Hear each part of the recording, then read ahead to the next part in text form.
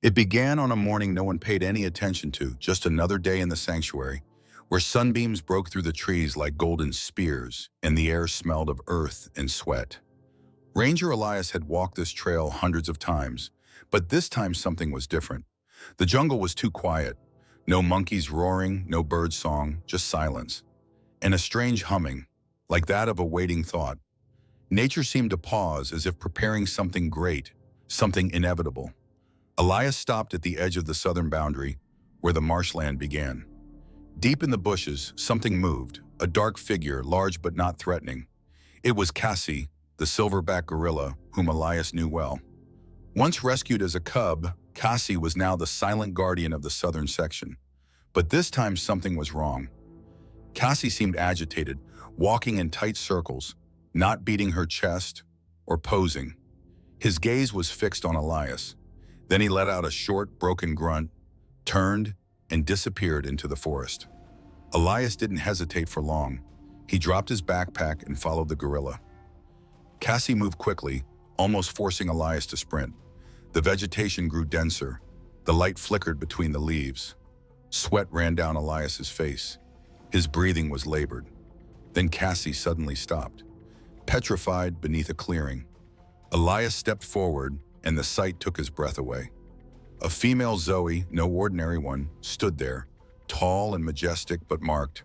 Her neck was bowed, her flanks heaved in shallow, pain breaths. One leg was badly mangled, an old metal noose had cut deep into the flesh. The wound was infected, the earth beneath was soaked with blood. The female Zoe was weakened, her eyes glassy with pain. And Cassie, he stepped closer, without fear, without hesitation, not as an enemy, but like someone who had lost something and found it again. The female mutt didn't move. She blinked weakly, tilted her head slightly to the side. Elias was stunned. He immediately radioed for help. A female mutt in distress. Wild fall, heavy bleeding. Bring the kit, everything to the station. While the team prepared, Cassie stayed with the platoon. He didn't leave her side, sitting still, grunting softly. Elias watched the platoon's breathing slow. It was incomprehensible. Two kings of their world, one injured, one protective. Elias wondered what this connection was.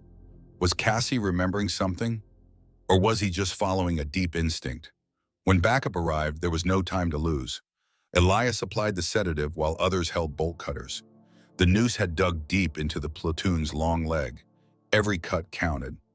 Cassie backed away, but only a few meters. He watched everything with a keen eye.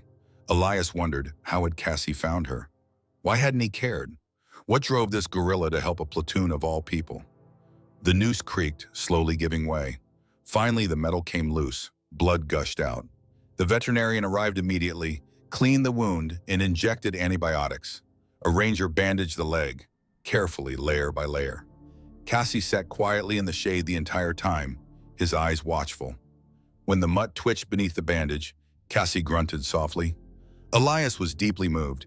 He had never experienced anything like it. Not in an animal, not in a human. This empathy, this understanding, it went deeper than anything he had ever seen. The mutt was loaded onto a stretcher and placed in a vehicle. Cassie stood up and followed on foot.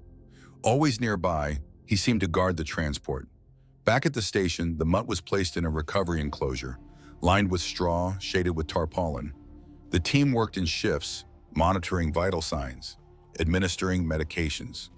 But nothing explained her calm. Even when she briefly woke up, she remained silent. No shouting, no kicking, because Cassie was there. The gorilla had accompanied her and now sat behind the fence, silent, vigilant. Hour after hour, Elias sat down next to him.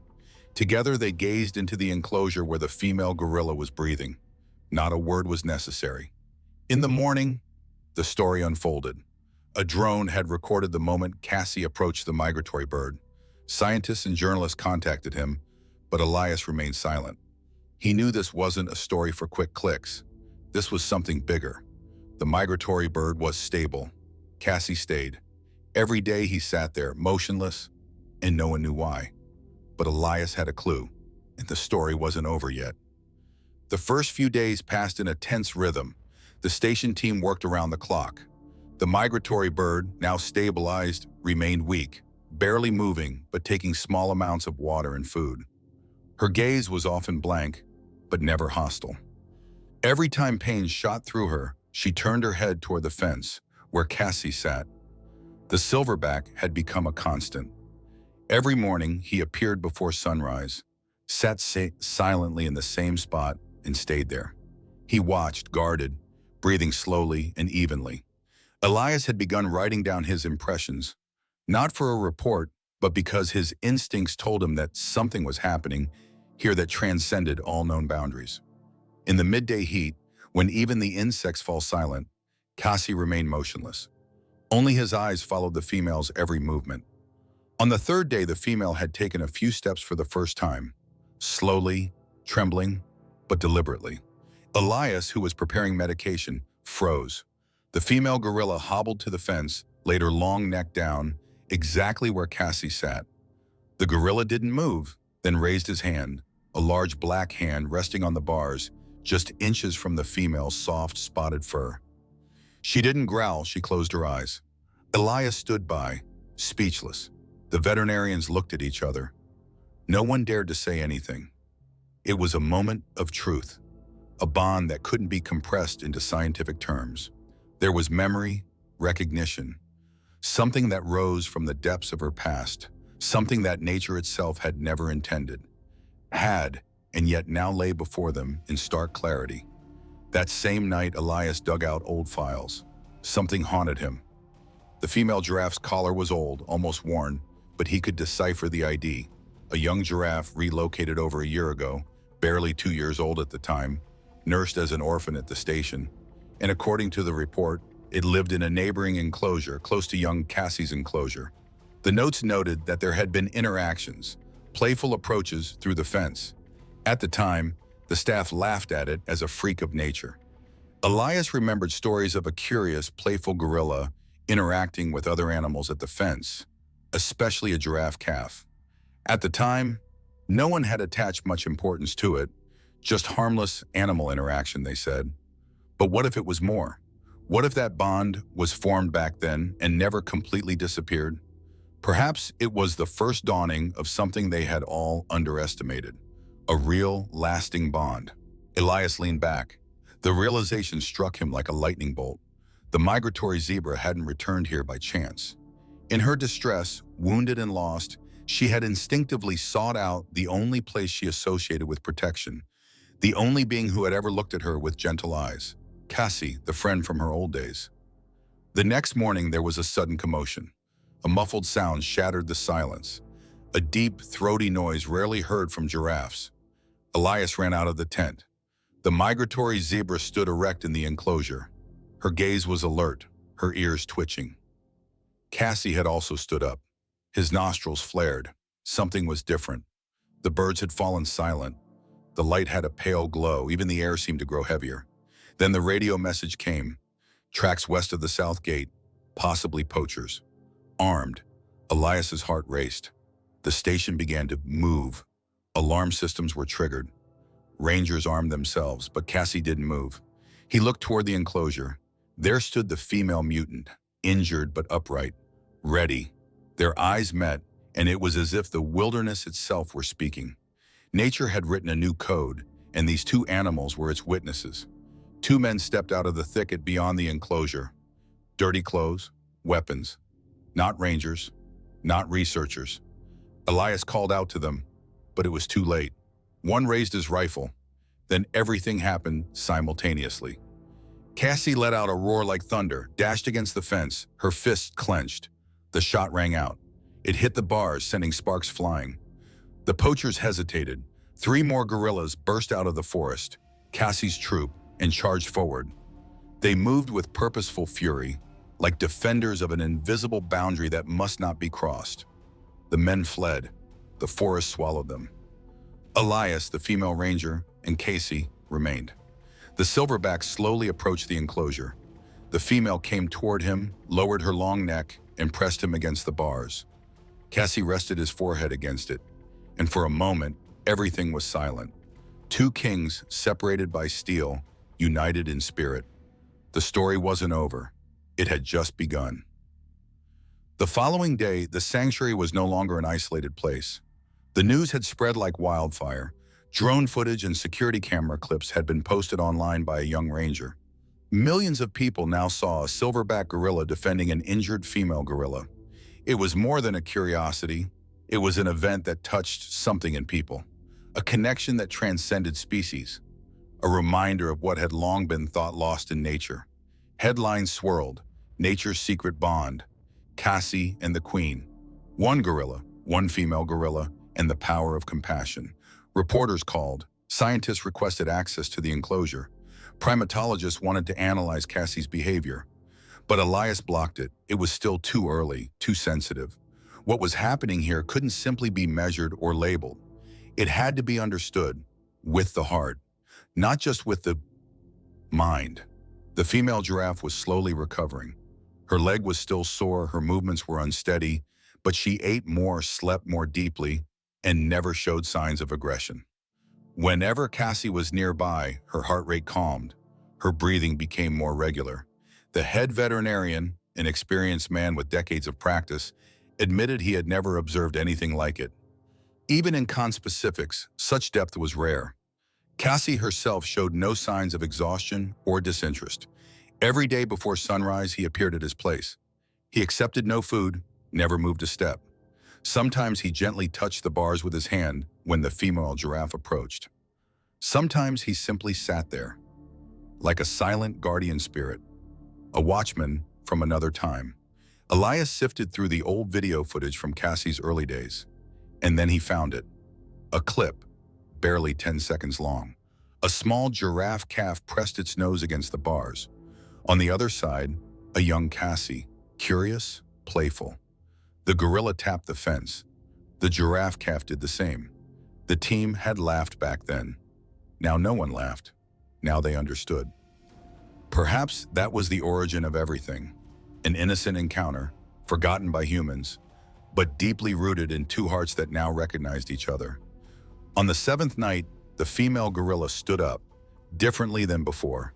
She walked slowly but surely to the spot where Cassie was sitting and rubbed her neck against the wall. It wasn't a groping movement, but a deliberate action. She pressed herself against the bars, as if trying to force proximity. Cassie raised her hand, touched the bars. No sound, no other movement, just contact. And that was enough to maintain trust. But there was unease in Cassie. Elias noticed it first. The gorilla was no longer so quiet. He was breathing faster, standing up more often, gazing restlessly into the forest. Elias knew a decision had to be made soon. The tension was visible to the naked eye. It was as if Cassie sensed that their path together required a new direction. Should she be kept in captivity? House her permanently in a secure area? Or should she be released? But how do you release an animal that is bonded with a gorilla? How do you expose it to a world where such bonds don't exist? The answers weren't in textbooks. The team's discussions were long. It wasn't just about medical aspects, but about ethics, about instinct, about what lay beyond biology. But Elias was certain. The female gorilla couldn't be kept in the enclosure, not after everything that had happened, not if they didn't want to desecrate this history. The next day, Elias appeared before the board. He presented reports, videos, and observations, and presented a bold plan, a shared habitat, not a standard enclosure, but a hybrid zone, a spacious area at the edge of the sanctuary where both animals could live, separated from the human world, but united in their own rhythm. There were objections, doubts, and safety questions, but in the end, the argument was unbeatable. These animals had long since made their decision. Now it was up to the humans not to stand in their way. It was a matter of respect, for something greater than control or research. The morning of the release was quiet. No press, no cameras. Only Elias, a veterinarian, and 3 rangers stood at the edge of the hybrid zone. The key to the gate lay heavy in Elias's hand. The female mutt stood up, her fur shone again. The wound had healed. She limped slightly, but it was a strong, dignified gait. Cassie was already waiting under a tree, calm as always. When Elias opened the gate, the female mutt stepped out, not boisterously, not hesitantly, deliberately. She crossed the threshold, sniffed the air, and moved straight toward Cassie. No hesitation, no uncertainty, no sound, no hiss, just a gentle touch. The female mutt laid her neck on Cassie's shoulder. Cassie raised her hand, touched the speckled fur, and in that moment everyone knew nature had spoken. Not in words, but in a feeling that transcended all language. And none of those present would ever see the same world again. The weeks following the release changed everything. The hybrid zone evolved into a living symbol of a new way of living together. Cassie and the female mutt moved through the area with the serenity of old friends. Sometimes they rested together under a tree. Sometimes they roamed separately, but always returned to each other. Their behavior followed no pattern, no a human plan, but a natural balance that no one had expected. Scientists observed, documented, and debated, but no formula, no hypothesis could explain what was happening. Elias wasn't blinded by the data. For him, it was clear. What was happening here wasn't created for analysis, but for reverence. It was as if an ancient memory had opened in the wild, and no one knew how long it would last. The world outside the sanctuary took notice. Donations reached the station. Activists praised the project. Skeptics fell silent in the face of the images. And yet Elias deliberately kept the public at a distance, not out of mistrust, but out of respect. Some stories are too precious to be talked away. They want to be lived. Elias wrote notes every night, not for a report, but for himself. The bond between the gorilla and the female gorilla deepened. One evening, Elias watched the female gorilla sit down next to Cassie, gently resting her long neck against his shoulder. Cassie didn't move, just stared into the distance. And Elias knew that in that moment, something was happening that transcended all known rules. It wasn't behavior, it was a relationship, a silent agreement, grown from memory, loyalty, and something no scientist could ever measure. Then the rain came. For weeks, the skies had been silent, but now it opened. The hybrid zone became muddy, the terrain difficult to navigate. Many animals retreated, but Cassie and the female remained, together as always. They didn't suffer from the wetness. On the contrary, it almost seemed as if they found strength in the darkness. Puddles reflected their closeness, the drops on the foliage, their trust. One morning, a ranger discovered fresh tracks near the northern border. Poacher signs. Security was immediately increased. Cameras checked, fences reinforced. Cassie reacted first. He positioned himself between the forest and the female mutant, roaring into the darkness. The female mutant stood beside him, two silhouettes in the first light, ready to defend.